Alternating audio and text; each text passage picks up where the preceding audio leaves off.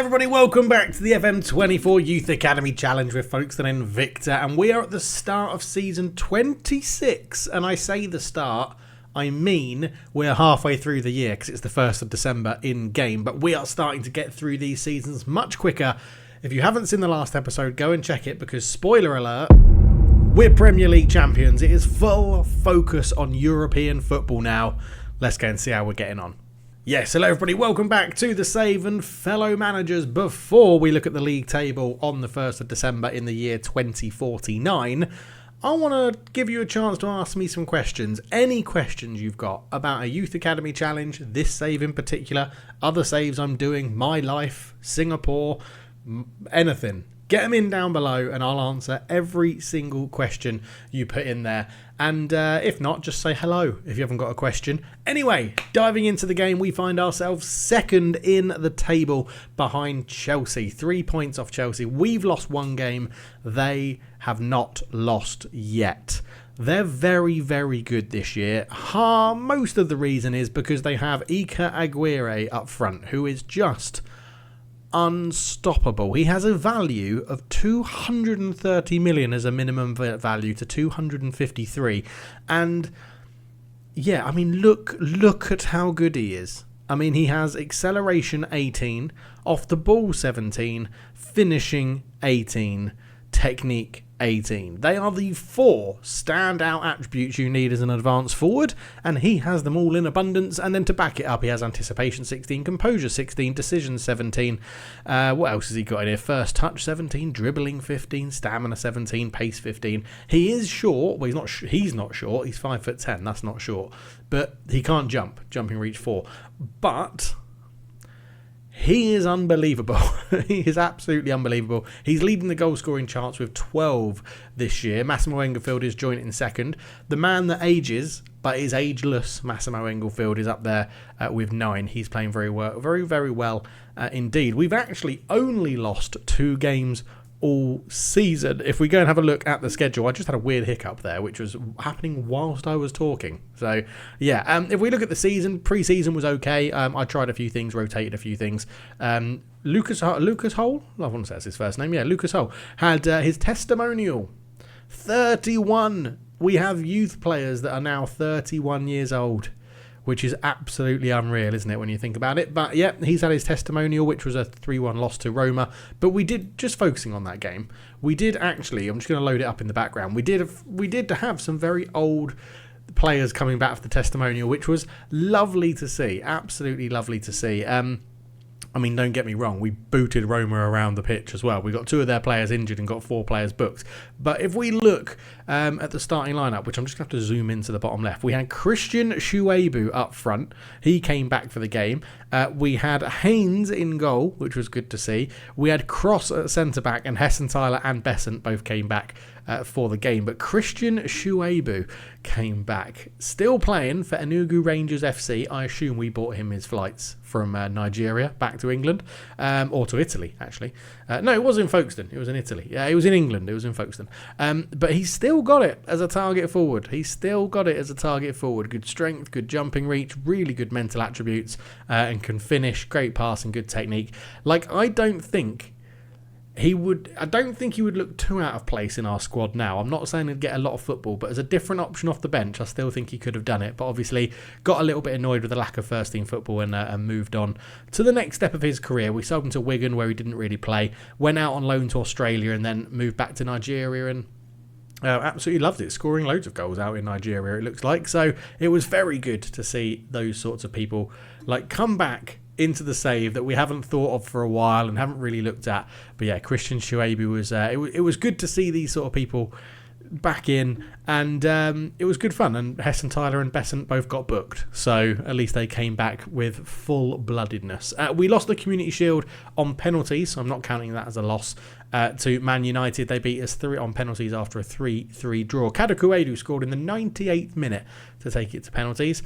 We then went on a very good run, winning lots of games, only drawing 2. Lost to Man United in the league, and then won all of our games in October, including beating Arsenal, Marseille and Middlesbrough, who have turned into quite a good team in this universe.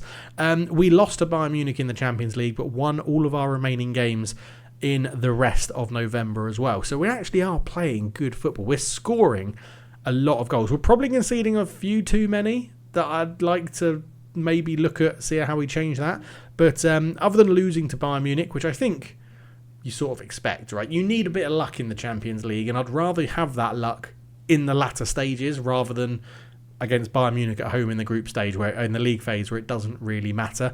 And losing to Man United 2-1, a little bit unlucky as well, but that is what it is. Looking at the competitions, like you can see how many we've got in here now. So the Premier League, we're second. We've already covered that. Champions League, we're actually fourth. So we're in the automatic qualifications places, so we don't have to go through the playoffs for the next round at the moment. Played 5, won 4, lost 1. The only better team than us in this in terms of results is Chelsea again, who haven't lost in the Champions League either. In the FA Cup, we've got Middlesbrough in the next round, which will be a tough little game. I'm probably going to bin off the FA Cup and the Carabao Cup, as in, when I say bin it off, just not play our strongest teams, because we've already won the Carabao Cup, and I don't want the FA Cup to sort of get in the way with fixture congestion. I'd rather just have the focus being on the Champions League and the Premier League when we get the chance to do it. So I do think that's probably the route we're going down this season. The other thing, just to comment on this, is you'll probably see videos getting a little bit shorter in terms of the time I take in terms of recording, editing and things like that. But the final video itself will be a little bit shorter because I really want to get through these seasons and I really want to see how we do in the Champions League, which leads me to a question for you lot. Do we make this similar to how we did the Toledo save, which obviously we got to a Champions League final and won it? Do we make this a one and done Champions League final? So when we get to the Champions League final, win it or lose it, that's the end of the series. Obviously in Guiseley, we didn't do that. We got to 2 Champions League finals and lost them both. Toledo, we got to 1 Champions League final, said it was going to be win or lose, that's the end of the series, and we won it.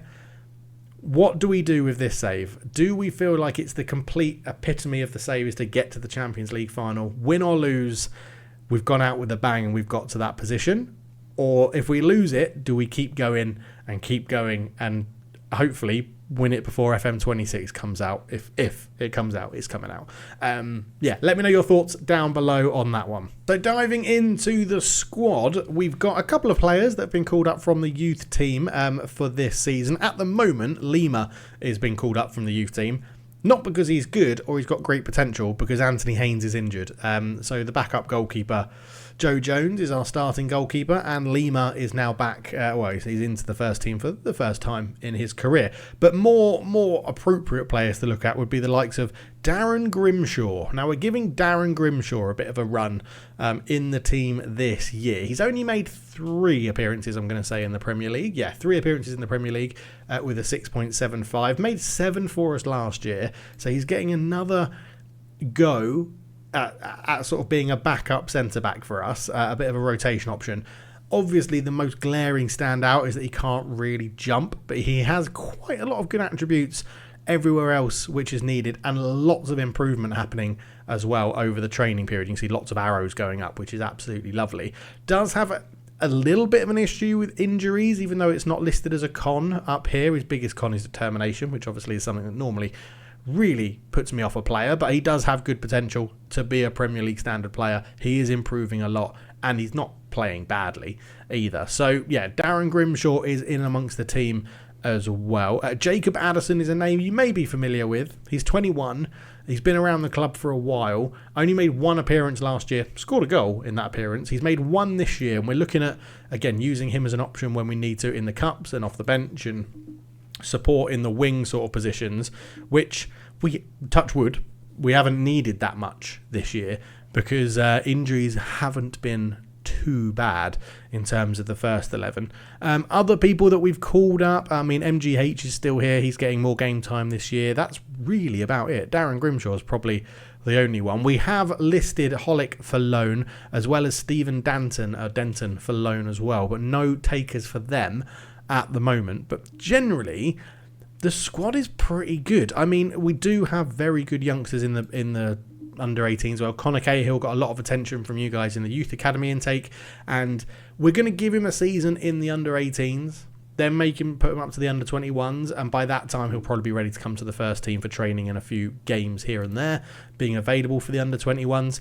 Henriksen, the Brazilian, is improving. I'm hoping that he carries on improving, and we'll show some value from him as well, which is not too bad at all. And then Sammy Eggleton was the other one that got a few comments going in the comment section below, which I always read and reply to eventually when I get time in between work.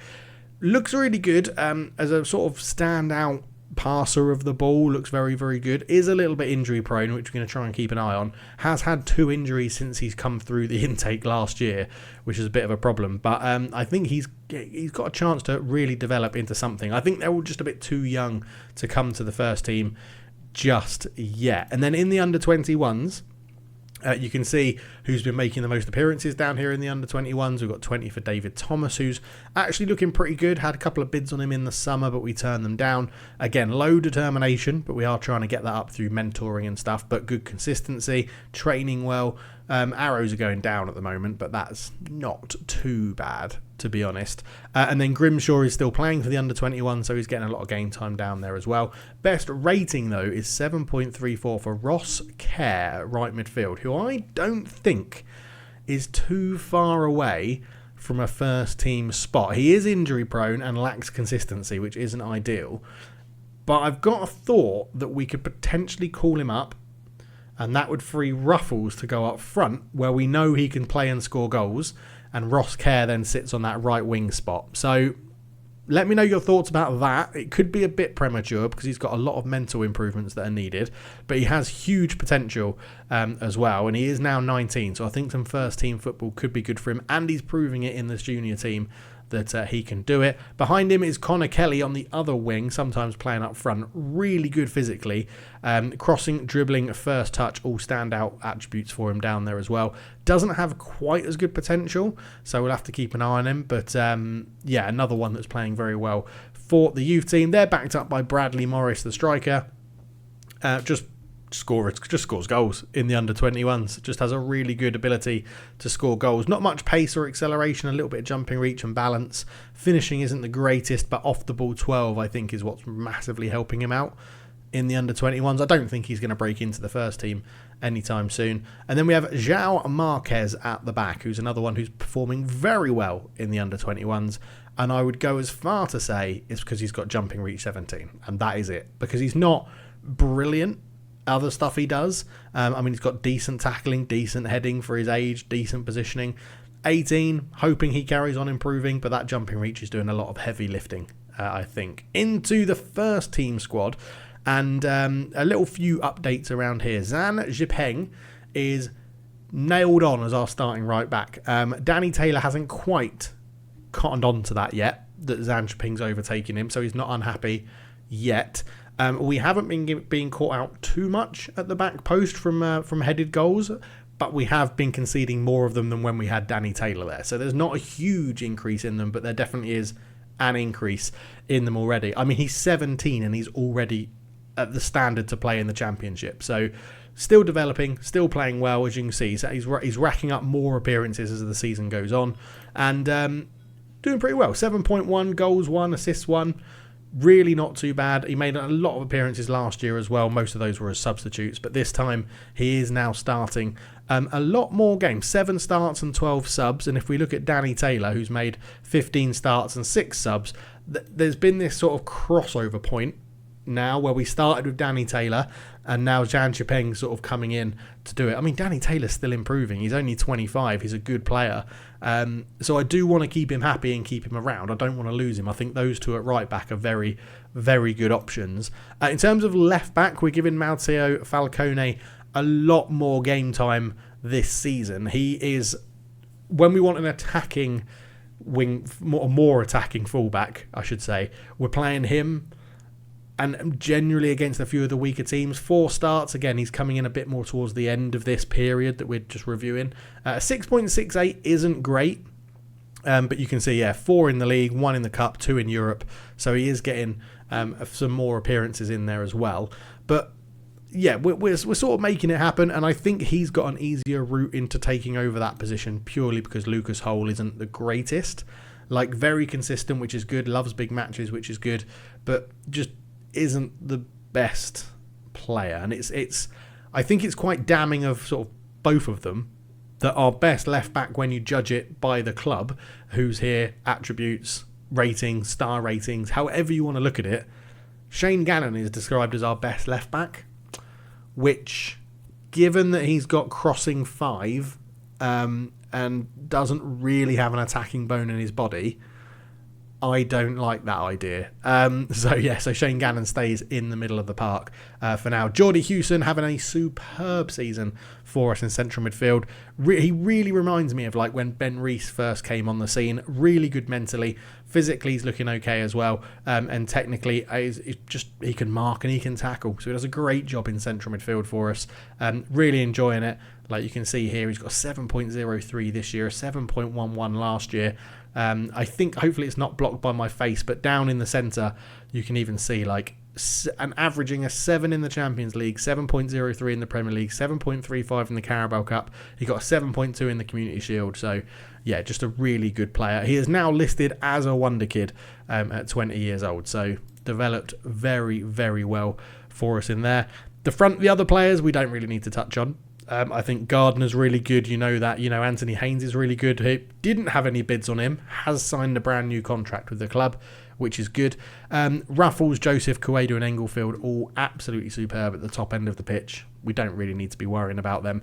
Englefield did sign that new contract to keep him happy. We gave him a little bit of a pay bump. He's got a deal for 2 more years, and then we're going to review it because he is 32. He'll be 34. I think we still need to start thinking about replacing him. It will be how those physicals decrease. And as you can see at the moment, they're not really decreasing. There's no arrows on them at all. He's still playing really well. He loves big matches, is consistent. He's just superb. He's superb to lead our line. Easily one of the legends of a youth academy save that I've ever done, ever. He's probably one of the best players I've ever had in a youth academy save. But yeah, that's about it. There's no other real news in there. Christian Parrott has said he wants to leave the club because he's not getting enough football. And I understand his issue. I feel like if I'd given him more, his technicals would have developed. But I had no justification ever since he broke into the first team of dropping Hayden Ruffles. There is just no way I could drop Hayden Ruffles. He has not scored below a 7 average rating for 4 seasons. That is absolutely insane. He scored 20 goals in his breakout season. 9, then 8. He's already got 7 this year in 13, so he should be hitting double figures again. But it just you can't drop people when they're playing that well, which is the hard part of a youth academy save. It really, really is to do that. But generally, everyone's playing really well. Zhang Shipeng will have a quick focus because I know that a lot of you like it when we see development. So if we look at the progress and look at his attributes, and go to all time, you can see the arrows are all going up very steadily. He's had a big jump in anticipation at one point as well, but lots of good green arrows going up. Major improvements physically, mentally and technically. He's seen +2 in crossing, dribbling, first touch, marking, penalty taking. Weirdly, he hasn't taken any penalties for us, so I don't know why that's going up. A +3 in anticipation and concentration. He's had a +4 in positioning, a +3 in vision, +2 in off the ball, +2 in decisions, +2 in composure, a +3 in acceleration, +3 in stamina, +3 in strength. His jumping reach has gone up by 1 to 2, which is great to see. He's also had pacing going up by 2 as well, and then 1's up here as well in agility. So he's just really, really good, and it's exactly what we needed, probably at just the right time. Hopefully, he can get that consistency out of his game with being involved in more wins in the teams. But yeah, very, very excited by him. It hasn't quite been as good for Matteo Falcone on the other side. If we have a look, just make sure you click all time to get the arrows in. Yes, he's improving, but I think his base was so much lower. As you can see here, he's had a massive improvement in work rate there. That's a whole 2 jumps in 2 months. Yeah, 2 jumps in 2 months, which is really good. But again, he's getting that first team football involvement, and I think that's really helping his attributes. Will he ever be good enough to hold down the place? I think he's one very good youth intake left back coming through from losing that position at left back, but that's not too much of a worry at the moment.